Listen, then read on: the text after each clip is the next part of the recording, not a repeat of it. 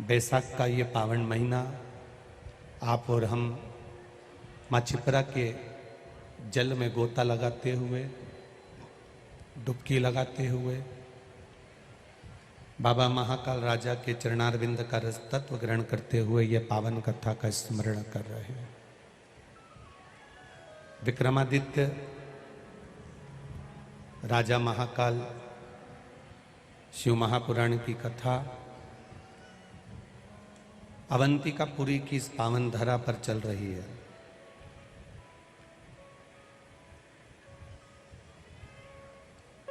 शिव कथा कह रही है, जिसका मूल सुख भगवान के पावन चरणारविंद का रसास्वादन ग्रहण करना है।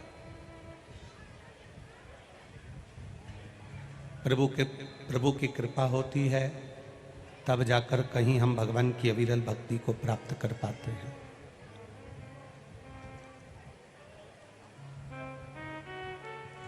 कथा को अपने लक्ष्य तक पहुंचाने के लिए अवंतिकापुरी के एक एक बच्चों ने, एक एक माताओं ने, एक एक पुरुष ने महापौर जी का, प्रकाश जी पार्षद जी का, केतन महेश्वरी हुए, गोविंद खंडेलवाल जी हुए, मनोज जी हुए, राजेश जी हुए, इन सभी के साथ में मिलकर इस पावन कथा का रस तत्व अवंतिकापुरी का एक आनंद प्रदान किया है। पहले भी कथा में कहा, बहुत कठिन है मानव का देह,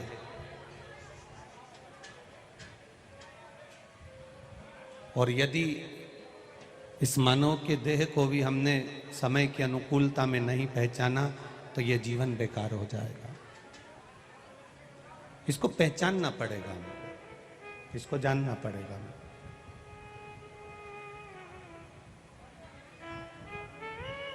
3 घंटे की कथा होती है, 1 बजे से 4 बजे तक चलती है। 2.5 घंटे की कथा आपको मिलती है, आधा घंटा आशीष भैया ले जाते हैं, कोई कार्यवश चला जाता है। उसमें जो समय, जो कथा मिल रही है, पीछे आवाज नहीं जा रही है, साइड के सारे चोंगों की आवाज बढ़ा दो, पीछे की आवाज बढ़ा दो। इधर भी नहीं आ रही है क्या? इधर भी नहीं आ रही है, बढ़ाइए। इस मानव की देह के अंतर्गत जितना समय मिले हमको, और जितना जितना समय हमारे पास में है, उतना उतना हम भगवान देवाधिदेव महादेव के चरणों में लगाएं। कोई कहे कि महादेव जी क्षत्रिय के हैं कि ब्राह्मण के हैं, वैश्य के हैं कि शूद्र के हैं, पूरी शिव पुराण को पढ़कर देख लेना। एक एक वेद, एक एक पुराण और एक एक शास्त्र को उठाकर देख लेना। कहीं पर यह नहीं लिखा कि ये देवता को यही वर्ण का व्यक्ति भजेगा, इसके सिवाय कोई नहीं भजेगा।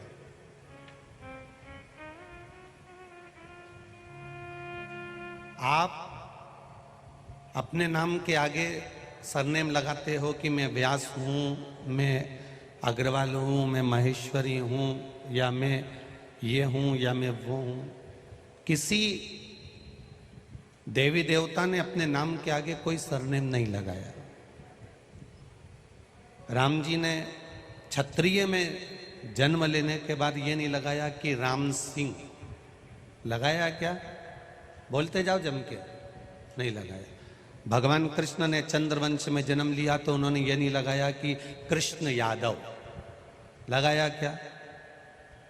भगवान परशुराम ने अवतार लिया तो उन्होंने ये नहीं लगाया कि परशुराम मैं ये लिख रहा हूं, या मैं ब्राह्मण लिख रहा हूं, या मैं लिख रहा हूं। हमारा धर्म, हमारा शास्त्र, हमारा वेद, हमारा पुराण हमको कभी तोड़ना नहीं सिखाता। हमारा शास्त्र, हमारा पुराण, हमारा वेद ब्राह्मण, क्षत्रिय, वैश्य और शूद्र को एक जगह एकाग्रित करना बताता है, ये तोड़ना नहीं बताया।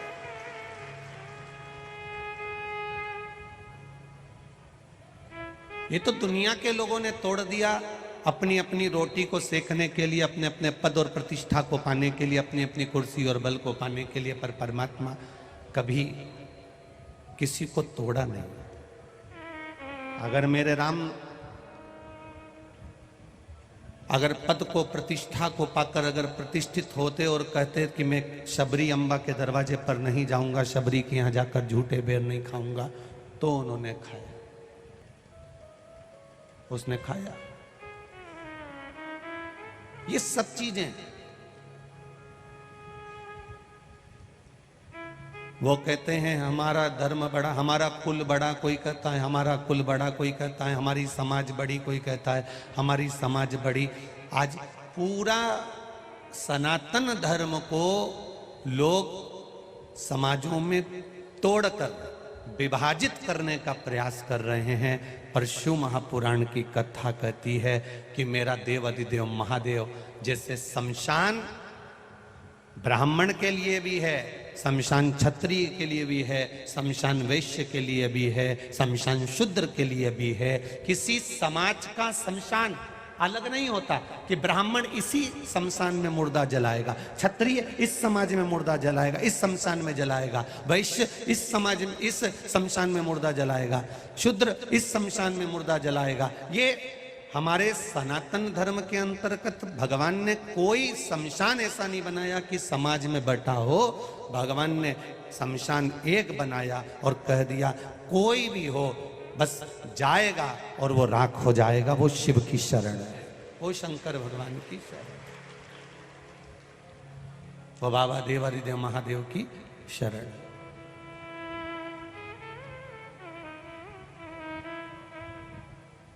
छिपरा के तट पर रामघाट बना है। कौन कौन गया है? गए हो? चलो रख लो।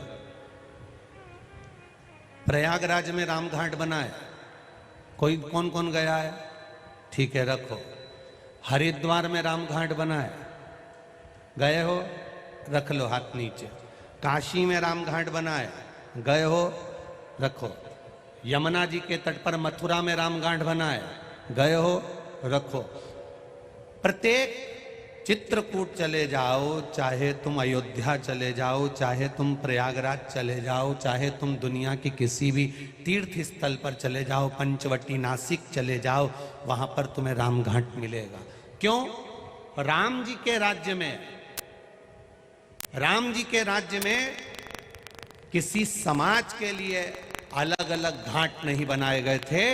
राम के राज्य में सब एक थे, इसलिए राम घाट बनाए गए थे कि साथ जात का व्यक्ति जाए, ब्राह्मण भी जाए, क्षत्रिय भी जाए, वैश्य भी जाए, शूद्र भी जाए, सब एक जगह पर जाकर बैठ जाए, सब एक जगह पर जाकर भजन करें, सब एक जगह पर जाकर भगवान का नाम जाप करें। पर लोगों ने तोड़ दिया। ये उसी तरह से टूटा है जैसे गांव के लोगों ने मिलकर एक मंदिर बनवाया, सबने चंदा इकट्ठा करा, सबने पैसा लगाया और एक मंदिर का निर्माण करा। मंदिर का निर्माण कर कर विचार करा कि मूर्ति कौन सी रखें, तो किसी ने कहा राम जी की रख दो। राम जी की रखी तो कृष्ण वाला नहीं जाता, शिव वाला नहीं जाता, देवी जी वाला नहीं जाता, दत्त वाला नहीं जाता। गांव के लोगों ने विचार करा कि इतना बड़ा मंदिर बनवाया, इतना करोड़ों रुपए खर्च करा और गांव टूट गया। राम जी को ठंडा कर दिया, कृष्ण जी को बिठा दिया। अब केवल कृष्ण वाला मंदिर जाता है, बाकी का कोई नहीं जाता। उन्होंने कृष्ण भगवान को ठंडा कर दिया, शंकर जी को बिठा दिया। शिव जी को बिठाया तो केवल शिव पद्धति के लोग मंदिर जाने लगे। उन्होंने शंकर जी को ठंडा कर दिया, देवी जी को बिठा दिया। केवल देवी जी वाले मंदिर जाने लगे। एक एक देवता को बदल बदल कर देख लिया तो भी लोग टूटे हुए थे। तब उन्होंने मंदिर में ताला लगा दिया, मूर्ति को ठंडा कर दिया, ताला लगाकर किसी संत की प्रतीक्षा करी और कोई अड़भंग संत उनके गांव में आए और उन्होंने कहा, महाराज जी, हमने 7 जात के लोगों ने मिलकर, पूरे गांव के एक एक व्यक्ति ने मिलकर, सभी समाज ने मिलकर एक मंदिर बनवाया था। उसमें हमने राम जी को बिठाया तो राम वाला जाए, कृष्ण को बिठाया तो कृष्ण वाला जाए। उसमें जिस देवता को बिठाते हैं बस केवल वही, बाहर की आवाज अंदर आ रही है उसका ध्यान दें, केवल वही लोग मंदिर में जा रहे हैं। 7 जात का आदमी एक साथ मंदिर में जाए, ऐसा कुछ बता दीजिए। महाराज जी ने कहा, मंदिर कहाँ है? वो रहा, हमने ताला लगा दिया। अच्छा, एक काम करो, संत बोले मंदिर तोड़वाकर होटल बना दो। 7 जात का आदमी एक जगह खाना पसंद करता है, पर 7 जात का आदमी एक जगह बैठकर भजन करना पसंद नहीं करता।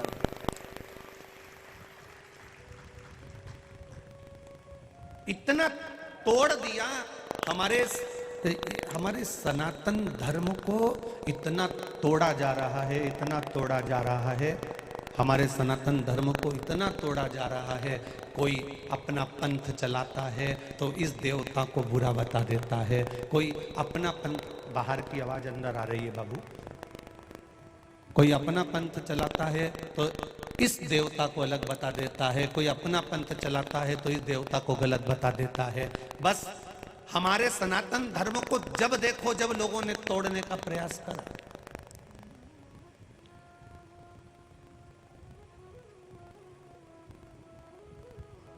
जिस समय पर राजा भर्तरी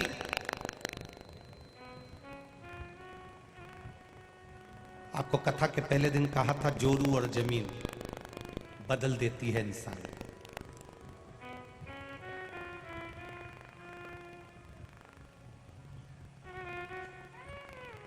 एक लड़के की शादी हुई, पत्नी 2-3 साल साथ में रही, अदालत में केस लगा दिया, लड़के की माँ को भी थाने में बिठा दिया, पिता को भी थाने में बिठा दिया, केस लगा दहेज का। केस लड़ते लड़ते लड़ते लड़ते लड़के की 10 साल 12 साल की जिंदगी निकल गई। ईमानदारी से बोलना, उस लड़के की 12 साल जिंदगी निकल गई, और जिंदगी निकलने के बाद अब उस लड़के से कोई कहे कि केस पूरा समाप्त हो गया, अब तुम शादी कर लो, तो लड़का कहता है, रहने दो, एक जो करी वही बहुत थी। अर्थात बदल गया, जोरू और जमीन बदल दी इंसान।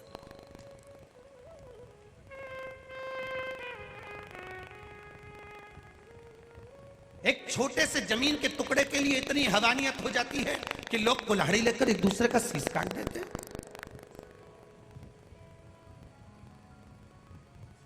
एक जमीन के छोटे से टुकड़े के लिए इतना इतना दर्द भरा कांड हो जाता है कि लोग एक दूसरे को मारने को तैयार हो जाते हैं।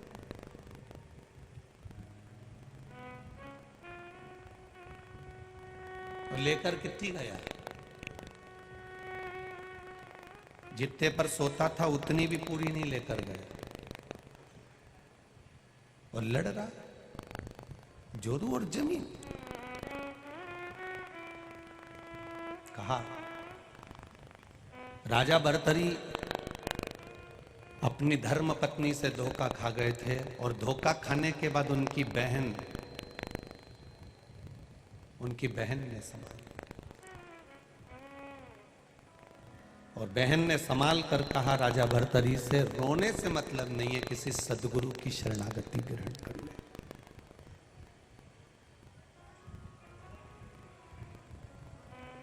आज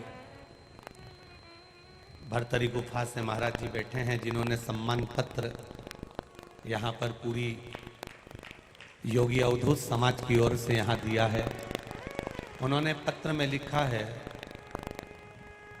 भूत भावन भगवान महांकलेश्वर की धर्म धरा पर विक्रमादित्य राजा भर्तरी के प्रसंग का अद्भुत आदित्य प्रसंग जो कहीं नहीं सुनने को मिला, ऐसा अद्भुत प्रसंग आपने इस उज्जैनी में पहली बार सुनाया है, उसके लिए धन्यवाद।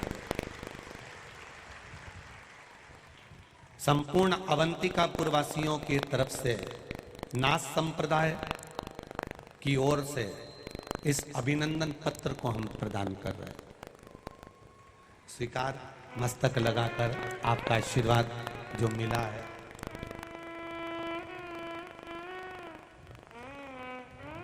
राजा भर्तरीक से बहन कह रही है, क्यों रोते हो? किसी गुरु की शरण जाकर बैठो। गुरु बहुत सोच समझकर बनाना जिंदगी में बहुत कठिन है। गुरु बनाना आज के जमाने में तो गुरु भी मिल जाते हैं, ढेर कर देते हैं। गुरु फिरे बाजार में, हमसे दीक्षा लेओ, नरक पड़ो चाहे स्वर्ग जाओ, पर लिफाफा हम ही को दे। आज के गुरु आपको मिलेंगे, वो कहेंगे माल हमको दे दो, तुम स्वर्ग जाओ चाहे नरक जाओ, गुरु को कोई फर्क नहीं पड़ता, कोई फर्क नहीं। पीछे के चोंगे बढ़ा के रखो आप। गुरु फिरे बाजार में, हमसे दीक्षा ले, नरक पड़ो चाहे स्वर्ग जाओ, हम ही को लिफाफा दो। ये गया। आप भगवान की अविरल भक्ति में डूबो, भगवान के भजन में डूबो, भगवान के स्मरण में डूबो, भगवान की अविरल भक्ति में डूबिए। और डूबते डूबते गुरु भी ऐसा मिलना चाहिए जो भगवान की भक्ति में तुमको डुबो दे।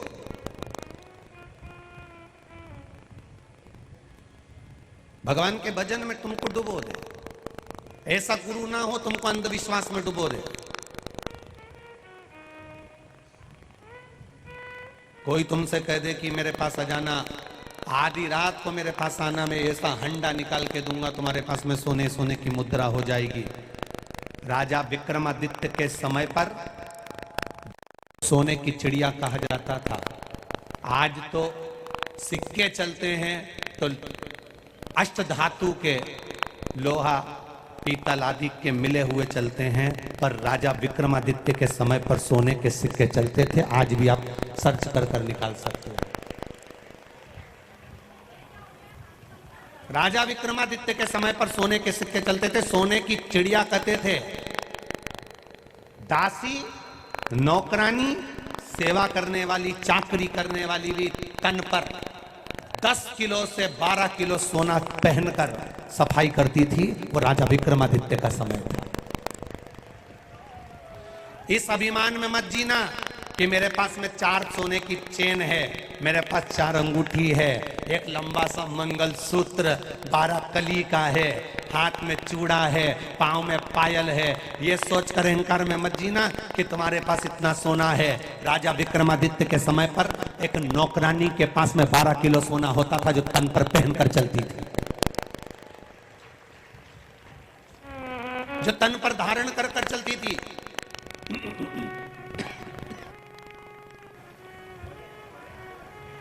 कोई साधारण है क्या उस समय? सोने की चिड़िया कहलाने वाली, सोने की चिड़िया कहलाने वाला ये भारत देश है। बस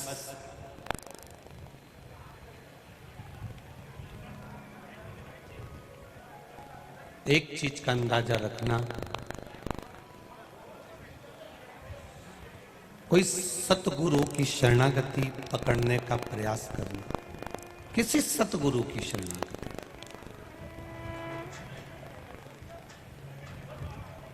और जब हम किसी संत सतगुरु की शरणागति ग्रहण करें तो वो श्रेष्ठ हो।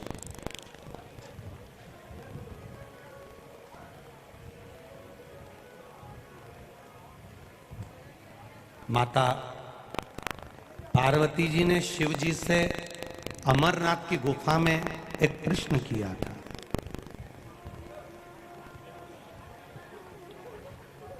आप मुझे कथा सुनाएंगे, मैं आपके मुख से कथा सुनूंगी, मैं श्रोता बनूंगी, आप वक्ता बनोगे। मैं श्रोता हूं, आप वक्ता हो। शिव जी आप कथा सुना रहे हो, भोलेनाथ जी आप कथा कह रहे हो, आप वक्ता हो, मैं श्रोता हूं। एक वक्ता का सही अर्थ क्या होता है?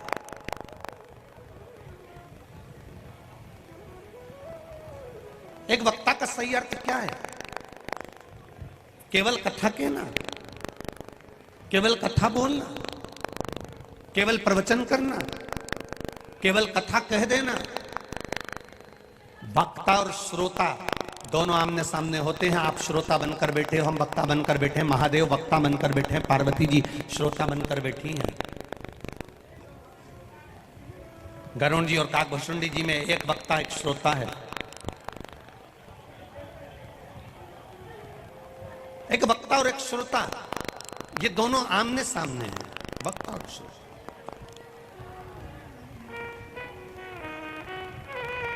अब पार्वती जी शिव जी से पूछ रही है वक्ता का सही अर्थ क्या है?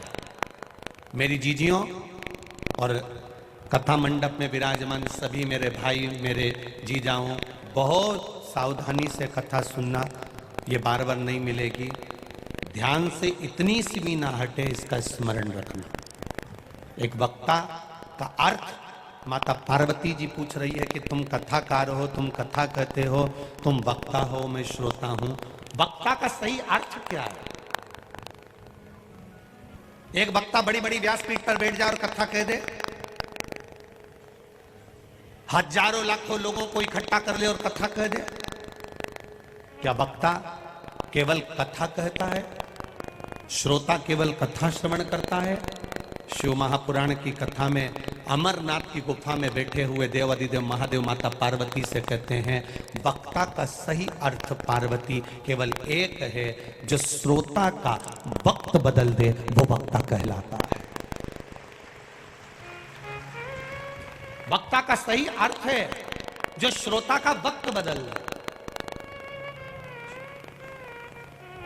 श्रोता लगा है अपने घर में, परिवार में, कुटुंब में, कबीले में, नातों में, रिश्तों में, परिवार में श्रोता लगा हुआ है।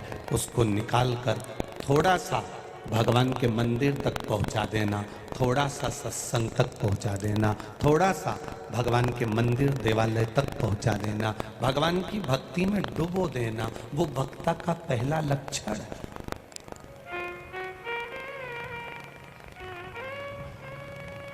जो वक्ता तुमसे कहे मेरे पास में आओ, मैं तुम्हारा भाग्य बना दूंगा, जो वक्ता तुम्हारे से कहे कि मेरे पास बैठो, मैं तुम्हारी किस्मत बना दूंगा, जो वक्ता तुमसे कहे मेरे पास आकर बैठो, मैं तुम्हारा जीवन बना दूंगा, जो वक्ता तुमसे कहे मेरे आश्रम में आओ, मेरे पास आओ, मेरे दरवाजे पर आओ, मैं तुम्हारी जिंदगी बना दूंगा, वो वक्ता नहीं हो सकता, वो केवल लुटेरा ही हो सकता है। वो वक्ता नहीं हो सकता। वक्ता वो होगा जो आपको परमात्मा की चौखट तक भेज देगा। वक्ता वो होगा जो आपको भगवान की अविरल भक्ति में डुबाने का प्रयास करेगा। शंकर जी पार्वती से कह रहे हैं, पार्वती एक वक्ता का सही लक्षण होता है जो व्यक्ति के जीवन को बदल दे, जो व्यक्ति के वक्त को बदल दे, जो जीवन में उसकी उलझनों को बदल कर परमात्मा की शरणागति तक पहुंचा दे। अपने दरवाजे पर नहीं, अपने घर पर नहीं, अपने द्वार पर नहीं, अपनी चौखट पर नहीं, वक्ता भगवान के मंदिर तक पहुंचा दे, वो वक्ता की श्रेष्ठता होगी। मेरे भोलेनाथ जी ने पार्वती को कथा कहते कहते ये नहीं कहा भक्तों से कि तुम मेरे पास आकर बैठना।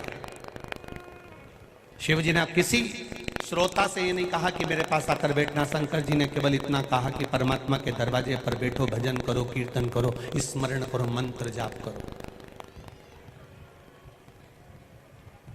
बीमा कब तक मिलता है?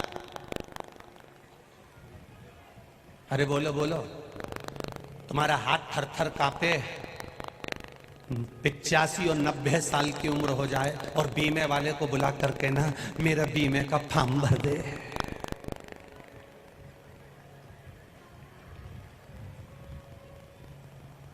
बोलो बोलो जम के, होगा?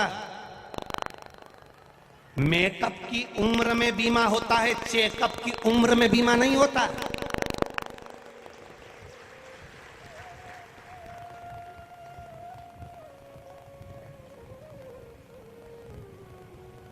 बीमा किसका होता है? साहब बच्चों का बीमा करवा लो साहब, जवानी चल रही बीमा करवा लो साहब, अभी तो हाथ पैर चल रहा है बीमा करवा लो साहब, अभी तो कमाई चल रही है बीमा करवा लो। मेकअप की उम्र में बीमा होगा, चेकअप की उम्र में बीमा नहीं होगा। रिजी जी बहुत कठिन है चेकअप की उम्र में बीमा करवाना। 85 साल 90 साल महाराज जी 80 85 90 साल में बीमा नहीं होता। उज्जैन में हो जाता हो तो बात दूसरी है, हमारे उधर तो नहीं होता। 90 साल का व्यक्ति 80 साल का व्यक्ति मरने जा रहा है और उसका बीमा करवा के बीमा कंपनी को डूबना थोड़ी ना है। मेकअप की उम्र में बीमा होगा, चेकअप की उम्र में नहीं होगा। ध्यान देना, जब चेकअप की उम्र में बीमा नहीं होता, चेकअप की उम्र में बीमा नहीं होता तो चेकअप की उम्र में भजन कैसे कर पाओगे रे, स्मरण कैसे करवाओ? हाथ थर थर कांपेगा और परिवार से कहेगी मुझे मिश्रा जी की कथा हो रही है, बरनागर रोड छोड़िया, छोरा इतना चतुर शमशान छोड़ी आया। अब थर थर कांपे। और अगर मेकअप की उम्र होती ना और तुम कह देती दुकान बाद में जाना, तैयार होके बैठी और कह दे दुकान बाद में, पहले मुझे बरनागर रोड छोड़ के आओ, तो वो तुमको देख के तो हरसिद्धि भी ले जाए, न भेरू जी भी ले जाए, न चिंतामण भी ले जाए, 3-4 मंदिर घुमाता हुआ सेल्फी खिंचवाता खिंचवाता तब बरनागर रोड के लेके जाए, और बरनागर रोड ले जाए तो अपनी शान सत्ता भी दिखाए दरवाजे पे। जाने नहीं मारे मेरी लुगाई, तो वो खड़े हुए दरवाजे के द्वारपालों ने भी कह दिया थारी लुगाई। हमने कब का मारी लुगाई, हमने कब कही थारी, हम थोड़ी ना कह रहे कि मारी। अंदर जाने दो, जाने दो, अंदर अंदर नहीं जान देंगे। बुलाओ वो महापौर जी के, बुलाओ वो पार्षद जी के। तो अब कोई महापौर जी से कहे कि पार्षद जी से कहे कि तुम हमारी लुगाई के अंदर वहां ले आके बिठाओ, तो महापौर जी और पार्षद जी भी कहेंगे ये कथा हम नहीं करवा रहे, ये तो महाकाल राजा करवा रहा है। ये कथा ना सियोर वाला महाराज करवा रहा है, ना समिति करवा रही है, ना जजमान करवा रहे हैं, ना महापौर जी करवा रहे, ना पार्षद करा रहे, ना कोई संसार के मनुष्य की सामर्थ्यता है कि वो भगवान का नाम उच्चारण करवा सके। ये तो महाकाल की इच्छा बिना तो कोई उज्जैन में पांव नहीं रखता, तो कथा भी वही करवा रहा। उज्जैन में महाकाल की इच्छा बिना पत्ता नहीं हिलता। देवास की देवास से उधर निकल जाएगा, नागदा की नागदा से निकल जाएगा, बरनागर की बरनागर से निकल जाएगा, उन्हेल से निकल जाएगा, इंदौर की इंदौर से निकल जाएगा, सांवेर तक आकर निकल जाएगा, पर उज्जैन की बॉर्डर में वही प्रवेश करता है जिसको मेरा महाकाल चाहता है। यहाँ किसी की नहीं चलती, किसी के बाप की नहीं चले, यहाँ तो केवल महाकाल की चले, केवल एक की चलती है, और वह काल अधिपति महाकाल राजा। महाकाल राजा जिस समय विक्रमादित्य अपने प्राणों को त्याग रहे थे, अपने प्राणों को छोड़ रहे थे, विक्रमादित्य की धर्म पत्नी ने, मंडाला ने, विक्रमादित्य की धर्म पत्नी ने उसी समय पर आकर आंखों में अश्रु भरकर अपने पति विक्रमादित्य से शब्द कहा। विक्रमादित्य से मदन लेखा वहीं खड़ी हुई थी, विक्रमादित्य की धर्म पत्नी वहीं खड़ी,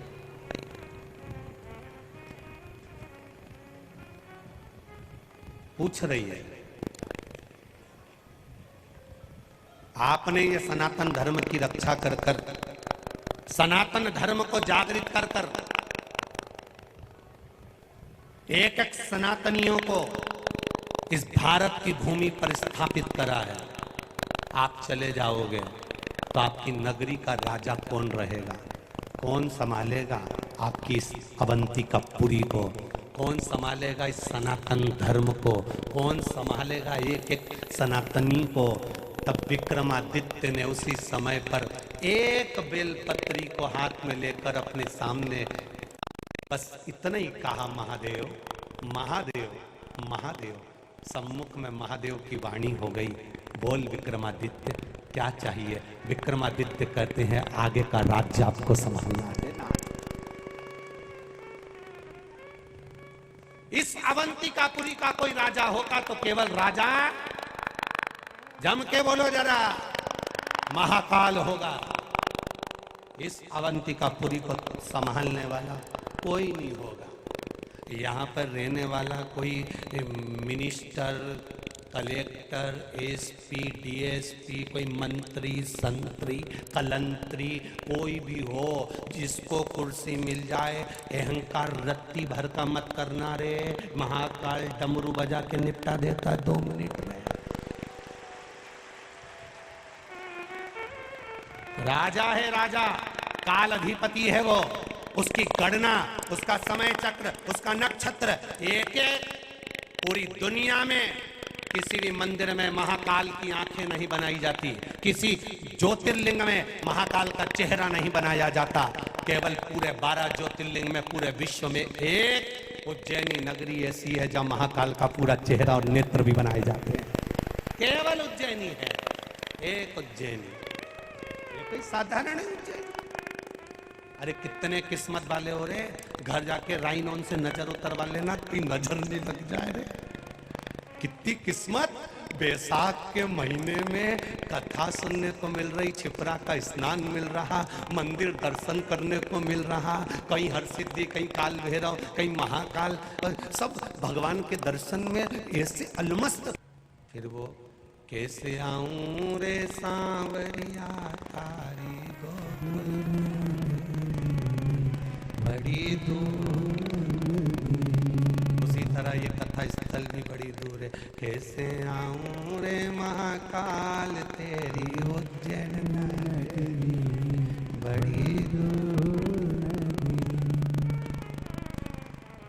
धीरे धीरे चलूं तो कमर लचे, और झटपट चलूं तो झलकाए दूर नगरी बड़ी दूर। तो बीमा कब करवाओगे? अरे बोलो तो, तुम तो हंस दिए रे। मेकअप में कि चेकअप में हैं? बस बीमा मेकअप में, चेकअप में बीमे का कोई लाभ नहीं है और बीमा कंपनी करती भी नहीं है। अब बुढ़ापे में तुम कह दो कि मुझे कथा में छोड़िया, कोई नहीं छोड़ेगा। ये पावड़ा चले, हाथ चले, आंखों से सब सब टिपे दिखाई दे, कानों से सब सुनाई दे, मुंडा से बोलता बढ़े, सोफा सेट बढ़िया, तब तक चना खा लो, खूब खा। शरीर अच्छा, किसी से मत कहना कि मुझे कथा में छोड़ गया। शरीर अच्छा, पल्लू में रुपया भरा है, 10 रुपए निकालो, 20 रुपए निकाला, ऑटो में बैठी, मैं तो चली। परिवार वाले बोले कहाँ जा रही? तो कह देना मीराबाई भी बोली थी, मैं तो चली वृंदावन राणा, मेरे तो भाग जगह तेरे महल में आग लगे। अपने धीरे धीरे धीरे धीरे जब बुढ़ापा आते जाता है,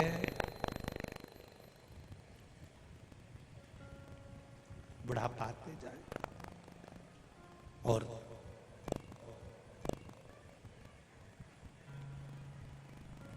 बुढ़ापा आते चले जाए, भजन में चित्त को लगाते चले।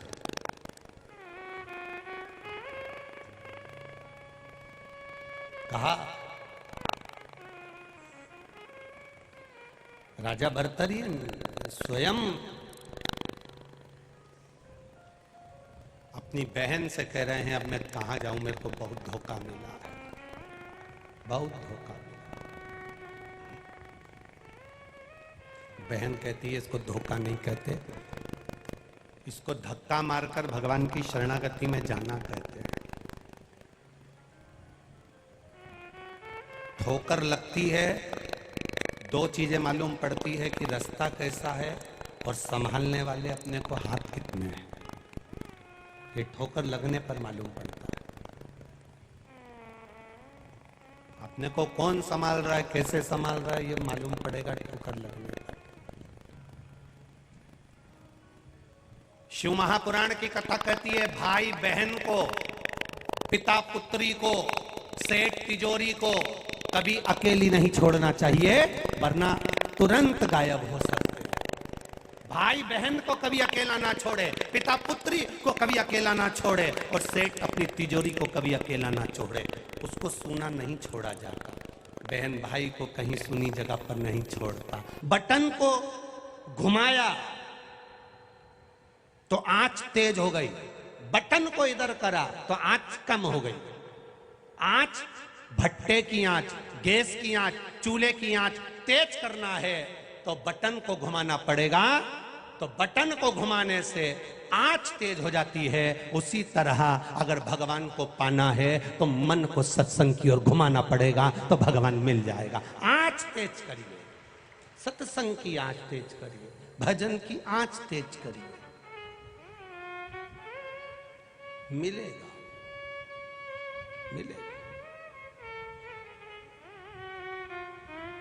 कई लोग कहे गुरुजी बहुत गर्मी है, उज्जैन में बहुत गर्मी है। महाकाल को सब मालूम है, उसने भी सोचा कि तू चिंता मत कर, दिन में गर्मी में तप लेना, रात को तो तुझे एसी की हवा में सुलाऊंगा। निकम्मल की जरूरत पड़े तो हमारा नाम महाकाल। जितने यहां रात को रुके ईमानदारी से बोलना, बोलो बोलो जरा हाथ उठा के, सही है कि गलत है? ऐसी हवा चले कि बैग में से धोती निकाल निकाल।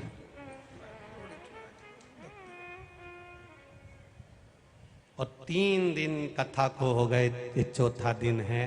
3 दिन में मेरा कालाधिपति ना जाने कहां से छाया भेज देता है, 3 घंटे के लिए कथा सुनते हैं लोग, आनंद पाते।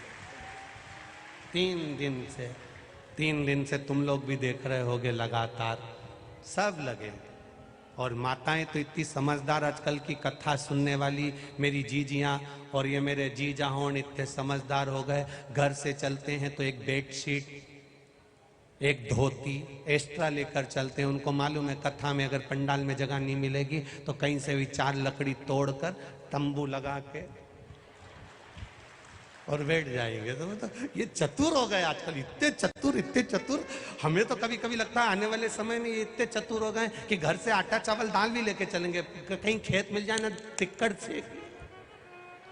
अच्छा, इतने चतुर है, बहुत धन्य है आपकी भक्ति, धन्य है। प्रणाम, आपके चरणों को नमन, दंडवत साष्टांग, आपकी चित्त वृत्ति को नमन करता हूं। वह कहां राजा भर्तरी की बहन कह रही है, कहां अपने चित्त को उलझा रहा भैया, कहां अपने चित्त को ले जा रहा है? राजपाट छोड़, धोखा मिल गया कोई बात नहीं, भगवान के भजन का मौका मिला है, धोखा नहीं, भजन का मौका मिला है, कर भजन। ये धोखा नहीं है, भजन का मौका है।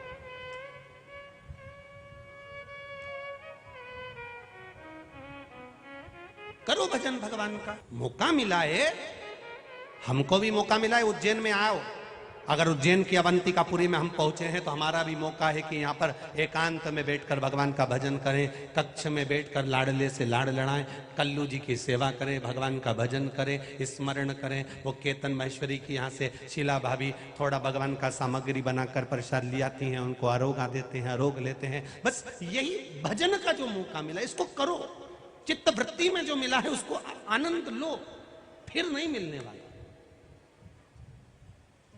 अब कई लोग हमसे कहते हैं हमने तो कथा कराई, गुरुजी तो हमसे मिल ही नहीं रहे,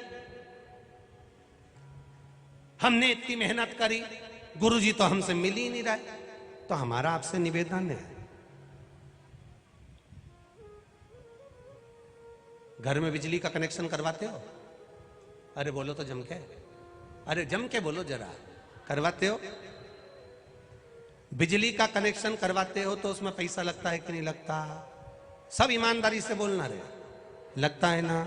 मीटर लगवाते हो पैसा लगता है कि नहीं लगता? बिजली का कनेक्शन लेकर आते हो उसमें पैसा लगता है कि नहीं लगता? तो तुमने जब बिजली का कनेक्शन करवाया, पैसा तुम्हारा लगा, धन तुम्हारा लगा, तो कनेक्शन को छू के बता।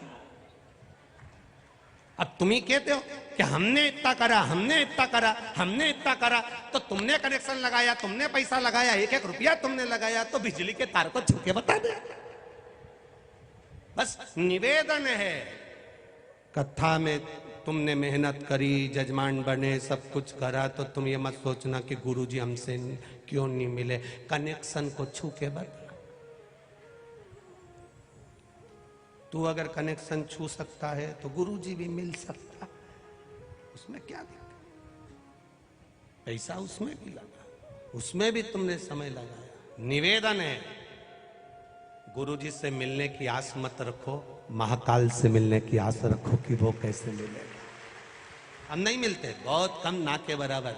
सबको लगता होगा, व्यासपीठ से कई बार कह देते हैं, हम लोग ज्यादा नहीं मिलते। आप आएंगे, दरवाजे के बाहर सुबह पूजन हुई, आपसे मिल लिए, ठीक है, जाते आते सीताराम, हरे कृष्णा, शिव राम नाम, कृष्ण नाम, हो गए बहुत।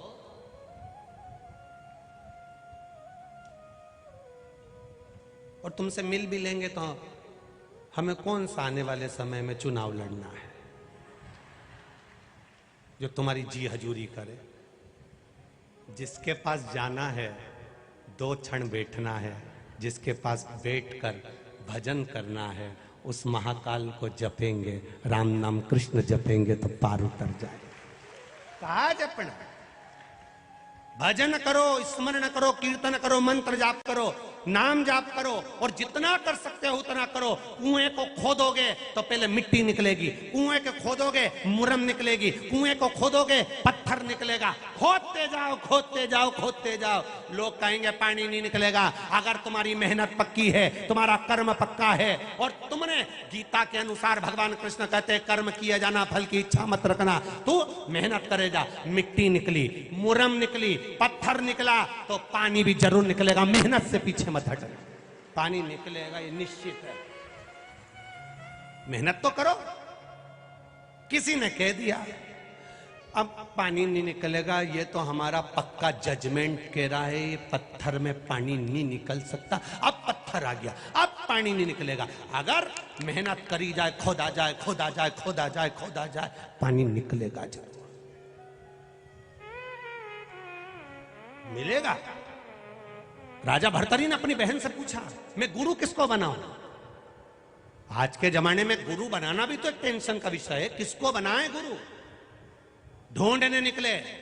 राजा परीक्षित को मालूम था 7 दिन बाद प्राण छूटने वाले हैं। 350 ऋषि मिले राजा परीक्षित को। कोई के मैं यज्ञ कराऊंगा, कोई के मैं अनुष्ठान कराऊंगा, कोई के मैं ये कराऊंगा। राजन हमारे पास बैठो, 7 दिन बचे हैं तुम्हारे पास। राजा एक के पास नहीं रुका। आखिरी में 350 ऋषि जब पूरे हो गए, तब 351वें नंबर का ऋषि मिले थे, श्री सुखदेव जी महाराज, जिन्होंने ये नहीं कहा कि मैं अनुष्ठान कराऊंगा कि ये कराऊंगा। उन्होंने कहा, सुन राजन, ये बड़ का पेड़ है, गंगा का तट है, बट वृक्ष की छांव में बैठ जा, मैं तुझे श्रीमद् भागवत कथा सुनाऊंगा। तू अगर दिल से सुन लेगा तो मैं ये नहीं कहता कि तू मरेगा नहीं, मरेगा तो सही पक्का है, पर तुझे मरने का भान नहीं होगा। हम इंजेक्शन अपने बच्चे को उसी हॉस्पिटल में लगवाते हैं और पूछ के लगवाते हैं। क्यों? आज हॉस्पिटल में वो सिस्टर नहीं दिख रही। कौन सी सिस्टर? वो विनीता जीजी थी ना, जो इंजेक्शन लगाती थी।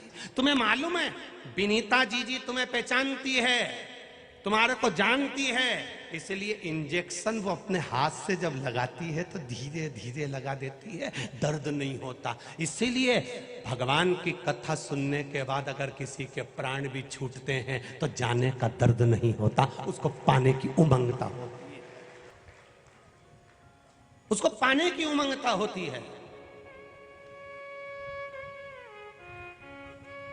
कितना इंजेक्शन लगाने वाला पहले नस ढूंढे, ठोक के। गुरु और इंजेक्शन लगाने वाले दोनों एक जैसे होते हैं। गुरु भी पहले ठोक लेता है अच्छे से, और ठोक के फिर देख लेगा यही नस है, बस गुरुजी ने वहीं पे इंजेक्शन लगाया। फिर गुरुजी ने ऐसी बात कह दी, ऐसी बात कह दी, नहीं मारा तो कलेजे लगी गई जी, मारा कलेजे लगी गई। गुरुजी के लगना ही तो चाहिए, इंजेक्शन सही जगह लग गया। फिर गुरुजी ने एक हुआ लिया, इंजेक्शन लगने के बाद सीट का नहीं लग गई के, और गुरुजी ने कह दिया ऐसे हिलाते रहे। गुरुजी भी के बस जपते रहे, जपते रहे, जपते रहे, हिलाते रहे, भगवान का भजन करते रहे, मिल जाएगा। स्मरण करोगे मिलेगा, जपोगे मिलेगा, भजन करोगे मिलेगा, कीर्तन करोगे मिलेगा, वो प्राप्त जरूर होगा, ये निश्चित है। 4 कदम चोर से, 14 कदम लतखोर से। जो लत में डूबा होता है, चाहे मदिरा की हो, नशे की हो, तंबाकू की हो, वैश्यावृत्ति की हो, जुआ की हो, 4 कदम चोर से, 14 कदम लतखोर से, और 74 कदम चुगलखोर से दूरी बनाकर चलोगे तो जिंदगी सार्थक हो जाएगी।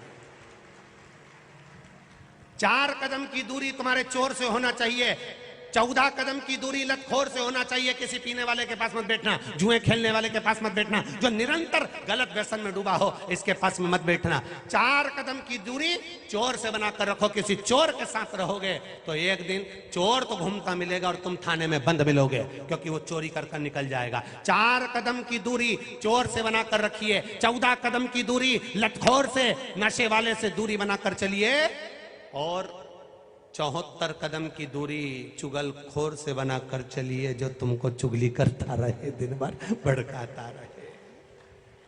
नशे वाले से दूर रहो, 14 कदम की दूरी बनाकर रखो। आप नहीं पीते, आप नहीं गलत काम करते, आप कभी व्यसन नहीं करते, पर उसके साथ बैठोगे तो लोग कह देंगे ये भी पीता होगा, ये भी गलत काम करता होगा, उसी के साथ तो रहता है। कितनी कितनी विचित्र बात है रे।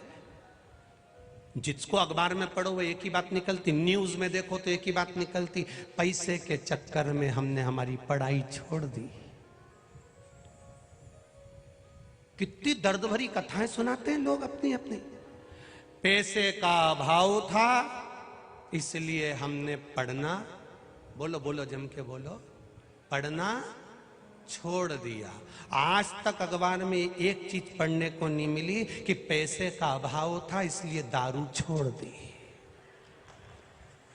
पढ़ना छोड़ा है, जुआ नहीं छोड़ा, व्यसन नहीं छोड़ा, तंबाकू नहीं छोड़ा। पैसे के अभाव में केवल तुमने पढ़ना छोड़ा। पैसे के अभाव में कभी ये नहीं कहा कि मेरे पास पैसा नहीं था तो मैंने तंबाकू छोड़ दिया, पैसा नहीं था तो मैंने जुआ छोड़ दिया, पैसा नहीं था तो वेश्यावृत्ति छोड़ दी, पैसा नहीं था तो मैंने मदिरा छोड़ दी, पैसा नहीं था तो मैंने गलत काम छोड़ दिया। एक बार अखबार में पढ़ने को नहीं मिला कि पैसा के अभाव में मैंने ये गलत काम छोड़ दिया, पैसा के अभाव में मैंने पढ़ना छोड़ दिया। हमारे पास गाड़ी नहीं थी इसलिए मैं बड़नागर रोड कथा सुनने नहीं गई, और शादी थी इंदौर रोड पे तेरी मौसी की छोरी की, ऐसी डेंटिंग पेंटिंग करके वहां चली गई।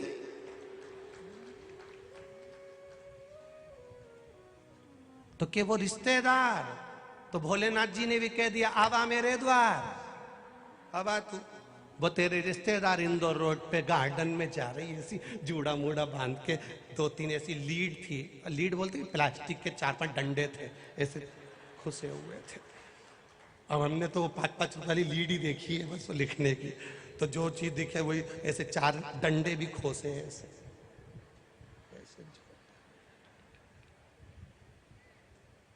और चलिए, और मैं इतनी खुश होके मिल रही, इतनी खुश होके मिल रही, इतनी खुश होके मिल रही, और यहाँ कथा में आई तो 50 बार सोच रही इतनी भीड़ है, हमको सही से कोई ने व्यवस्था तो दी नहीं। हमने तो कार्यकर्ता में नाम भी लिखाया था, तो कार्यकर्ता में नाम लिखाया था, कथा सुनने में थोड़ी ना लिखाया था। हमें तो कोई ने कहा ही नहीं, हमें तो किसी ने कहा ही नहीं, हमें तो किसी ने कहा ही नहीं। बस शादी में किसने कहा था कि तू गुलाब जामुन खा? एक बार भी कोई बोला कि गुलाब जामुन खाओ? आओ साहब मीठा लीजिए, आओ साहब नमकीन लीजिए। केवल दरवाजे पे खड़े थे तुमको देखने के लिए कि लिफाफा लाई कि नहीं लाई, और तुम्हारे ऊपर थोड़ी ना ध्यान था, वो तो तुम्हारे हाथ को देख रही थी गिफ्ट क्या लाई थी। उन्हें कहते जाओ सब अंदर चले जाओ। अंदर गई, इसने सबसे पहले स्टेज पे थोड़ी ना गई, निपटाने गई है, तो सब खा गई पूरा आइटम, और एक आध चीज रह भी गई, और पड़ोसन ने कह दिया वहां पर गुपचुप बहुत जोरदार थी, तो वापिस चली गई। फिर निकल के पति कह रही है गाड़ी में बैठी जा, अब भी आई, अब भी आई, और 2 मिनट में अंदर गई ने पान खाना भूल गई, तो सब खा खुआ कर और मुंडा में भर के, और वो हाथ पोंछने का टिश्यू पेपर में एक पान और धर के चुपचाप से इनके लिए भी ले खिला।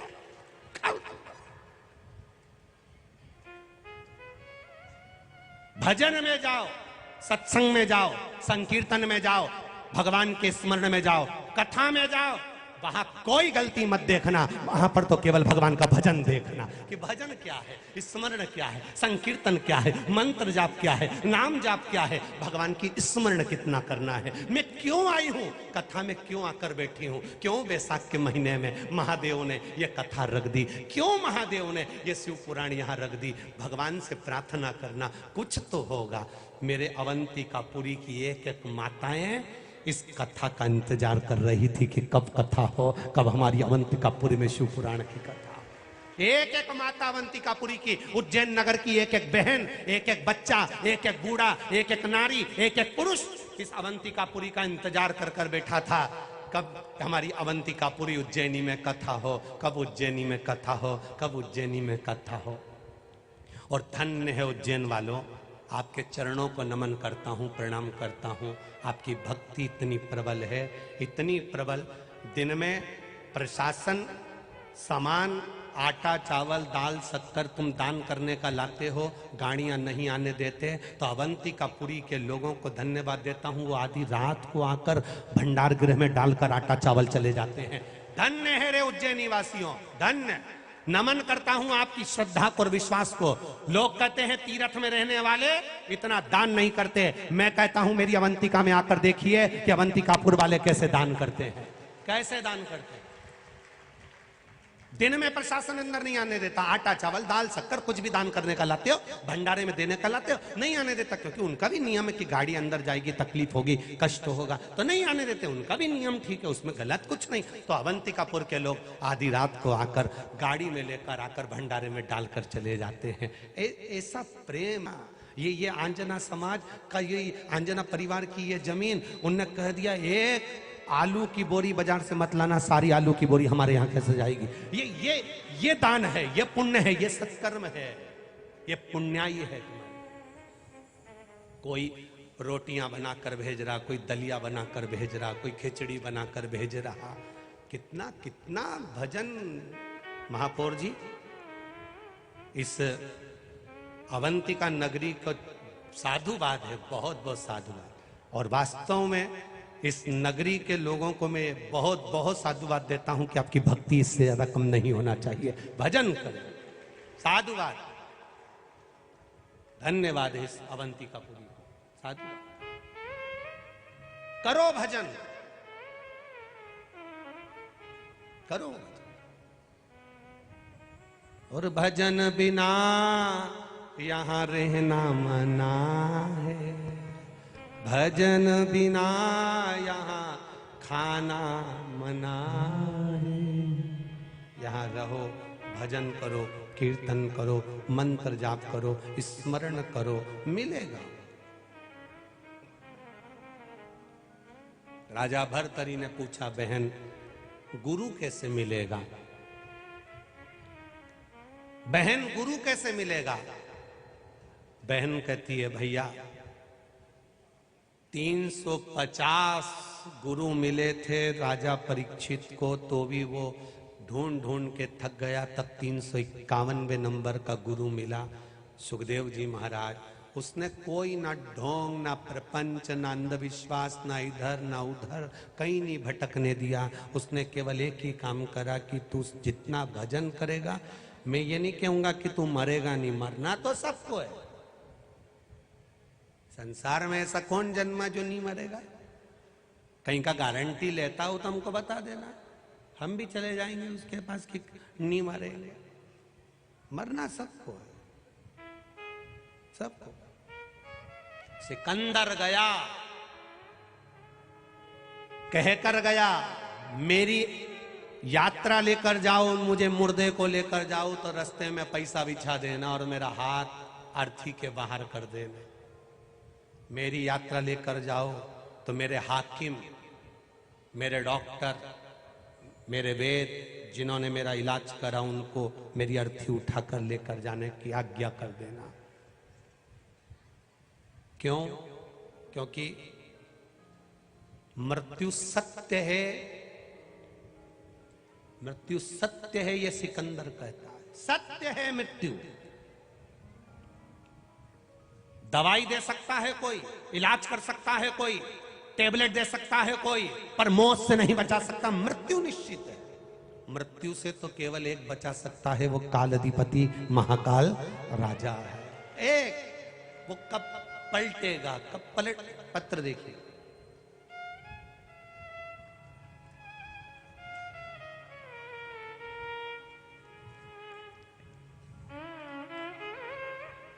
गुरुदेव में प्रमीला बघेल, निवासी गायत्री नगर, आगर रोड, उज्जैन की रहने वाली हूं। कहीं बैठी हो प्रमीला बघेल? कहीं बैठी हो तो हाथ हिलाइए। मैं प्रमीला बघेल, निवासी गायत्री नगर, आगर रोड, उज्जैन की रहने वाली हूं। मेरा मोबाइल नंबर ये है। आप भी हमारे साथ में एलईडी पर, टीवी पर पत्र पढ़ सकते हैं। भोले बाबा की कृपा का क्या बखान करूं, कैसे, कब और कहां भोले बाबा कृपा करते हैं। अचानक मेरे पति का स्वास्थ्य खराब हो गया। हमने पुष्पा अस्पताल में बताया, उज्जैन के, जांच कराई, बताया तो उनको पीलिया हो गया, जो कि 19% से 23% तक लीवर में चले गया था। लीवर में उतर गया। डॉक्टर ने भर्ती का बोल दिया। हमने दिनांक 20/10/2022 को भर्ती करा दिया। डॉक्टर ने 3 दिन बाद कहा कि इन्हें इंदौर ले जाओ, इनकी हालत खराब है। हमने सुना था कि अहमदाबाद में इसका इलाज अच्छा होता है, तो हम उनको अहमदाबाद लेकर जाने का विचार कर लिया। मेरी ननंद और देवर अहमदाबाद लेकर गए। वहां पर डॉक्टर को दिखाया तो लीवर खराब हो गया था और ऑपरेशन का कह दिया। उसके बाद भी कोई गारंटी नहीं है कि ठीक हो जाए। यह सुनकर हम ज्यादा घबरा गए और वापस उज्जैन के लिए निकल पड़े। अहमदाबाद से मेरे देवर ने मम्मी जी को फोन करके कहा कि सीहोर वाले गुरुजी कथा में कहते हैं कि भोले बाबा पे जल चढ़ाकर प्रार्थना करने पर और भोले बाबा पर चढ़ा हुआ जल पिलाने पर स्वास्थ्य ठीक होता है। तो मैंने पशुपतिनाथ का व्रत करना शुरू किया और मेरे भोले बाबा पर 1 लोटे जल में बिलपत्र चढ़ाकर शिव जी को अर्पण करना प्रारंभ किया। फिर 5/11/2022 को इंदौर के अमोल अस्पताल में जाकर दिखाया, जिसकी जांच मैंने लगा दी है। जांच देखकर भर्ती करा और बोले हमने भर्ती कर दिया है, फिर भी 5 दिन देखते हैं, स्वास्थ्य में आराम लगा तो ठीक है, नहीं तो इनको ले जाना, इनका लीवर खराब हो चुका है और हो सकता है कि इनको डायलिसिस की जरूरत पड़े और इनको आप ऐसे कैसे ही रहें, कोई भरोसा नहीं है, इनकी कोई गारंटी नहीं।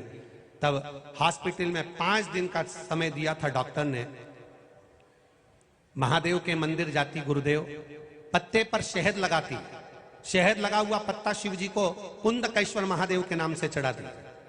मंदिर तो गुरुदेव हमारे यहाँ से मार्कंडेश्वर महादेव मंदिर पास में है, जो कि विष्णु सागर पर है। हमने उस मंदिर पर कुंदकेश्वर महादेव के नाम से पत्ता लगाना प्रारंभ करा। पत्ता लगाती, उसका शहद निकालकर डब्बी में भरकर ले जाती और डॉक्टर मना करता कि इनको कुछ मत दो, फिर भी मैं वो शहद उसके मुख में थोड़ा सा होठों पर लगा देती। 3 दिन तक मैंने प्रतिदिन उज्जैन में महादेव को शहद चढ़ाया, ले जाकर लगाया कुंदकेश्वर महादेव के नाम से। और 3 दिन के बाद 2 दिन तक लगातार ये क्रम और चालू रखा। 5वें दिन जब जांच प्रारंभ हुई तो डॉक्टरों ने कह दिया पीलिया 0% रह गया और लीवर ने काम करना प्रारंभ कर दिया, जिसकी जांचें हॉस्पिटल की फाइल में लगी हुई हैं और ये सारी फाइल में जांचें लगाकर मैं आपको भेज रही हूँ। पूरी फाइलें उन्होंने इस में लगा दी, एक एक फाइल में एक एक जांचें उन्होंने अपनी लगाई। ये शिव तत्व है। और घड़ी तेरी कृपा बिना न हिले एक भी अणु, लेते हैं श्वास तेरी कृपा से तनो तनो, बखान क्या करूं मैं राखों के ढेर का, शपटी भभूत में है खजाना कुबेर का। हे गंगाधार मुक्तिदार ओंकार तू, भोले ओंकार तू। आयो शरण तिहार शंभो तार तार तू। शिव तत्व को जाना महाराज।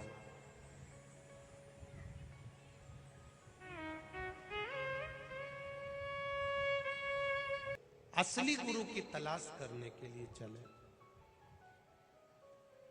तब साधना, भक्ति, विश्वास दृढ़ हो जाता है, प्रबल हो जाता है, तो भगवान स्वयं गुरु बनकर तुम्हारे सामने आ जाता है, वो पहुंच जाता है। राजा भर्तरी को शिव का एक अवतार गुरु गोरखनाथ प्राप्त हो गए।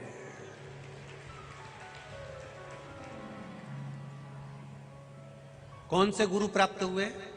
जम के बोलो जरा। गुरु गोरखनाथ। शिव का जो अवतार है, शंकर का जो स्वरूप है, संपूर्ण विश्व को ज्ञान देने के लिए, संपूर्ण विश्व को ज्ञान प्रदान करने के लिए, संपूर्ण विश्व का कल्याण करने के लिए राजा भर्तरी के सम्मुख में गुरु गोरखनाथ जी का सामने प्रागट्य हुआ, केवल ज्ञान को प्रदान करने के लिए, भक्ति में डुबोने के लिए। अब फिर वही वाली बात आ गई, वक्ता का मतलब होता है जो वक्त बदल दे। सही गुरु वही है जो आपके मार्ग को निश्चित कर दे और मंजिल तक पहुंचा।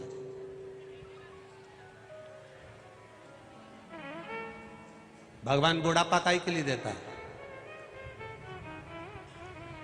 बोलो जम के बोलो जरा। ताने सुनने के लिए हैं? अरे बोलो तो जी जी। भगवान ताने सुनने के लिए बुढ़ापा देता है कि कथा सुनने के लिए देता है? कथा सुनने के लिए।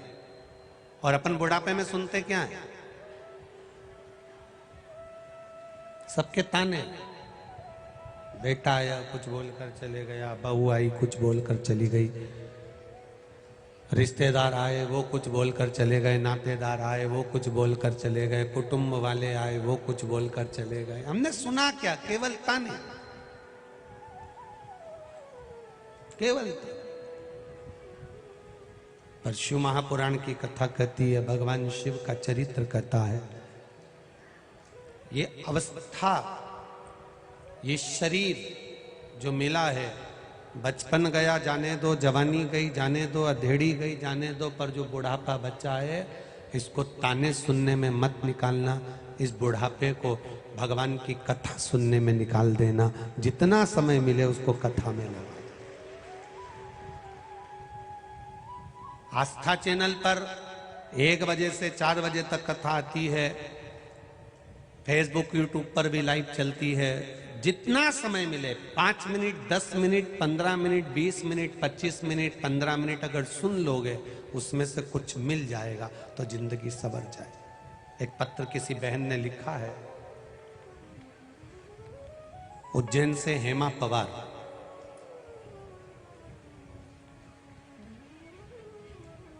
मैं उज्जैन की निवासी हूं, हेमा पवार मेरा नाम है। गुरुजी से निवेदन है, हम हमारे पार्षद जी और महापौर जी को धन्यवाद देना चाहते हैं, जिन्होंने इस सुंदर शिव महापुराण की कथा को यहां करवाकर अपने जीवन को सार्थक बना दिया। बस उनसे एक निवेदन है, जैसे आज अवंतिकापुरी में कुंभ जैसा नजारा देखने को मिला है, ऐसा ही नजारा हमको हर पल देखने को मिले। यही हमारी महादेव से उज्जैन वासियों से भी, उज्जैन वासियों की भी ये शिव तत्व और घड़ी का। अब करो विश्वास उस पर। एक पत्र और आया है, देखिए। कृष्ण कुमार दुबे पुत्र श्री विनोद जी दुबे विंध्याचल मिर्जापुर उत्तर प्रदेश से आए हैं। कहीं बैठे हो तो हाथ हिलाइएगा। आप ही हैं? दोनों हाथ हिला दो ऐसे। गुरुजी, मैं पिछले 6 साल से तैयारी कर रहा था रेलवे की, पर मुझे सफलता नहीं मिल रही थी। गुरुजी, मैं आपकी कथा कोरोना के समय से सुन रहा हूं। सौभाग्य से हमारे काशी में भी आपकी कथा का आयोजन अक्टूबर 2022 में हुआ था। वह हम माता जी के साथ गए। जैसा आप कहते हैं 3 महीने के अंदर बाबा सुनता है, वैसा ही हुआ। मेरा रिजल्ट रेलवे का दिसंबर में रिजल्ट आया और बाबा की कृपा से मुझे सफलता प्राप्त हुई। परंतु दुर्भाग्यवश रिजल्ट के ही दिन मेरा मां के साथ एक्सीडेंट हो गया। मेरे पैर में, छाती में काफी चोट आई। अगले 20 दिन में मेरा फिजिकल अर्थात रेलवे के अंतर्गत दौड़ का, गुरुजी पैदल चलने का, दौड़ने का एक इंटरव्यू था, वो होना था, टेस्ट था। पशुपति व्रत के लिए मेरी मां ने कहा, तेरा रेलवे में सिलेक्शन हो गया, अब केवल यही फिजिकल बच्चा है, तू एक बार व्रत तो कर। भक्त की जो निंदा कर देता है, शंकर के भक्त पर जो उंगली उठा देता है, शिव भक्त पर जो आक्षेप लगा देता है, शिव भक्त को जो आड़ा टेढ़ा कहना प्रारंभ कर देता है, फिर उसको तो कोई दूसरा भी नहीं बचा पाता है, कोई नहीं। आग लगे बस्ती में, जम के बोलो जरा, अपन रहो मस्ती में। क्या किसको रोइए, चादर तान के सोइए। क्यों कहना किसी को? अब उस बच्चे ने लिखा है कि मेरी मां केवल आपकी कथा सुनती है, और उसके भीतर इतना विश्वास जाग गया कथा सुनते सुनते सुनते सुनते कि शंकर की भक्ति में वो इतनी डूब गई कि शिव तत्व में लगी रहती है, भगवान के भजन। जिसका एक्सीडेंट हो गया हो, पांव टूट गया हो, छाती में चोट लग गई हो, वो फिजिकल कैसे निकाल सकता है? जरा अंदाजा लगाइएगा।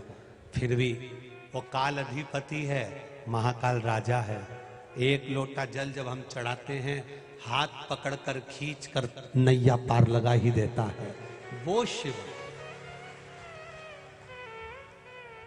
क्यों घबराएं हम?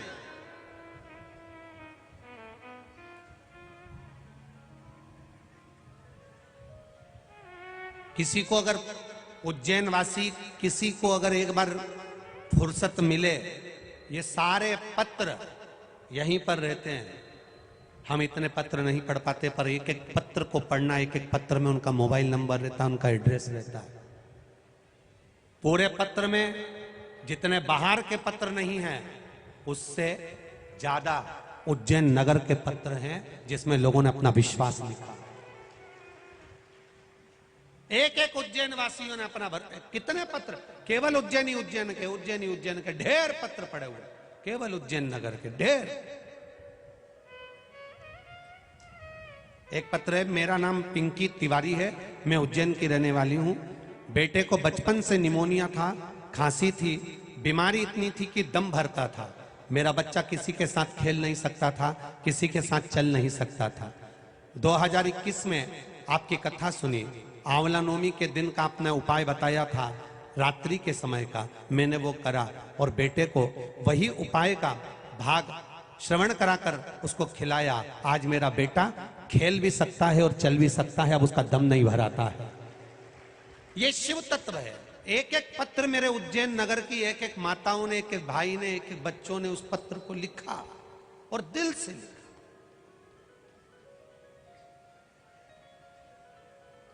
कोई एक साड़ी देता है ना, तो हम 50 बार कहकर बताते हैं मेरे रिश्तेदार ने साड़ी दी। मेरा महाकाल राजा अगर कुछ देता है ना, शिव महापुराण की कथा आपने सुनी होती है, जीवन में एक पशुपति व्रत करा होता है, 2 करे होते हैं और बाबा ने दिया होता है, तो लोग पत्र में लिखकर भेजते हैं कि मेरे बाबा ने ये दिया है। उसका यश गुण गा रहे हो आप, उसको कह रहे हो कि तूने दिया मुझको, इसलिए मैंने लिखकर भेजा है।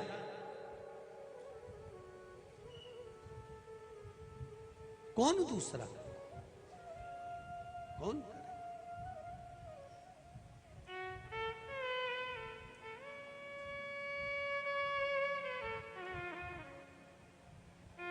शिव कथा कह रही है, बाबा देवादिदेव महादेव का संवाद कह रहा है, शंकर भगवान की पावन कथा कर रहे हैं, दिल से किया भजन। यहाँ जितने लोग कथा सुनने के लिए बैठे हैं, हमने व्यासपीठ से हमेशा एक बात कही है, यहाँ कोई श्रोता नहीं आया है, यहाँ स्वयं देवादिदेव महादेव कथा सुनने के लिए बैठे हैं। यह कोई साधारण नहीं है। जितने श्रोता कथा सुनने के लिए आते हैं, ये कोई साधारण नहीं होते, इनके हृदय में शंकर बसा होता है। कौन छल कर रहा है, कौन बेईमानी कर रहा है, कौन कपट कर रहा है, कौन क्या कह रहा है, कौन क्या बोल रहा है, कौन कितने ताने दे रहा है, कौन क्या बोल रहा है, इनको कोई फर्क नहीं पड़ता, क्योंकि ये शंकर के अड़भंग भक्त है। इनको किसी से मतलब, किसी से मतलब।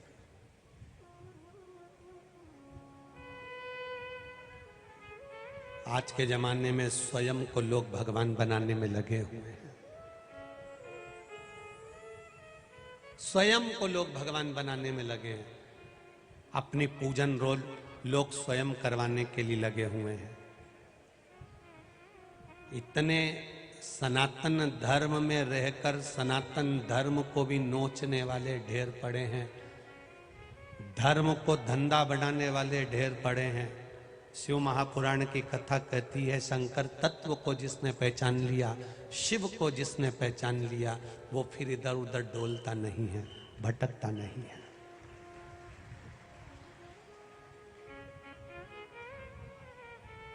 सौ 200 रुपए की इतनी बड़ी बड़ी किताब छपती है, लोग अपने अपने नाम से फ्री में बढ़वा देते हैं, दरवाजे के बाहर खड़े हो होकर। उन किताबों में लिखा होता है, भगवान तो है ही नहीं, राम तो है ही नहीं, कृष्ण तो है ही नहीं, शिव तो है ही नहीं, बस यही पैदा हुए और यही भगवान है, इन्हीं को पूजो, चरण धो धो के पियो इनका। और फिर वही बाद में कारागार में पड़े मिलते हैं। बड़ी समझ की जरूरत है। राष्ट्र को कतरने वाले ढेर मिलेंगे। राष्ट्र को पर भी यही हुआ था।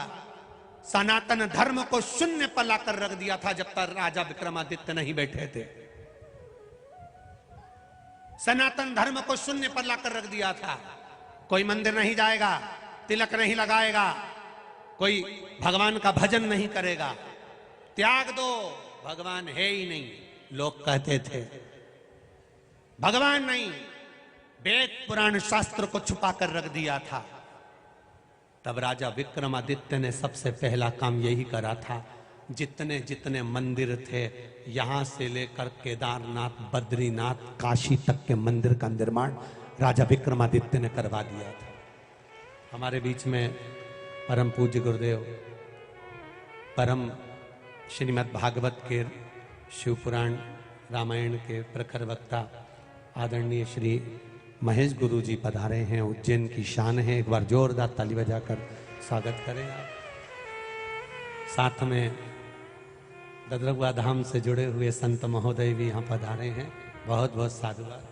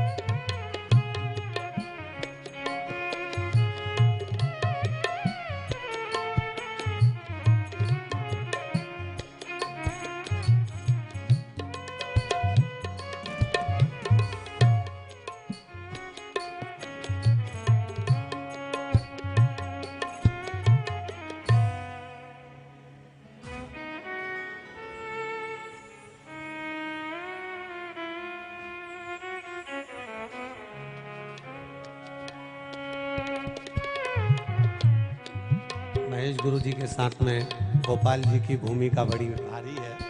एक बार जोरदार शादी ताली बजाकर स्वागत महेश गुरु जी का साथ बड़े भाव के साथ निभाते हैं। शिव तत्व को जाना।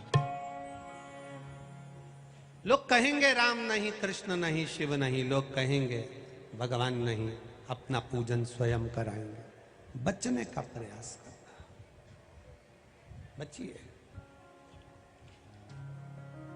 मोटी मोटी किताबें छपवा कर फ्री में बंटवा देंगे और कह देंगे भगवान है ही नहीं, बस हम ही ने जन्म लिया, हम ही परमेश्वर है, हम ही पूज लो। भटकना मत, भ्रमित मत होना। हम शिव के हैं, शिव हमारा है। राजा विक्रमादित्य के समय पर भी यही समय आया था। मंदिर देवालय सब बंद कर दिए गए थे। उस समय पर जब राजा विक्रमादित्य नहीं बैठे थे, उसके पहले एक समय ऐसा आया कि सारा सनातन धर्म को शून्य पर लाकर खड़ा कर दिया। मंदिर में कोई ना जाए, देवालय में कोई ना जाए, वेद पुराण शास्त्र सब छुपा दिए गए थे, कुछ नहीं दिख रहा था। जिस समय पर राजा विक्रमादित्य जब अपने सिंहासन पर बैठे, सबसे पहले वेद पुराण शास्त्र को ढूंढवाया और प्रत्येक मंदिर का दरवाजा खुलवाया। वो सनातन धर्म की प्रेरणा, वो सनातन धर्म। शिव से शुरुआत है हमारे जीवन की और शिव पर ही अंत है हमारा। शिव से ही प्रारंभ है और शिव ही अंत है हमारा।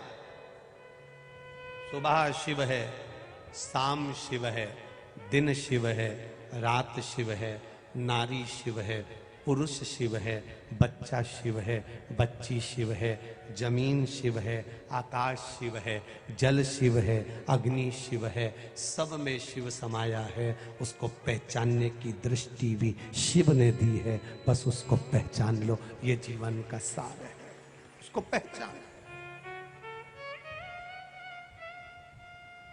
जब सिंहासन पर राजा विक्रमादित्य बैठे थे ना,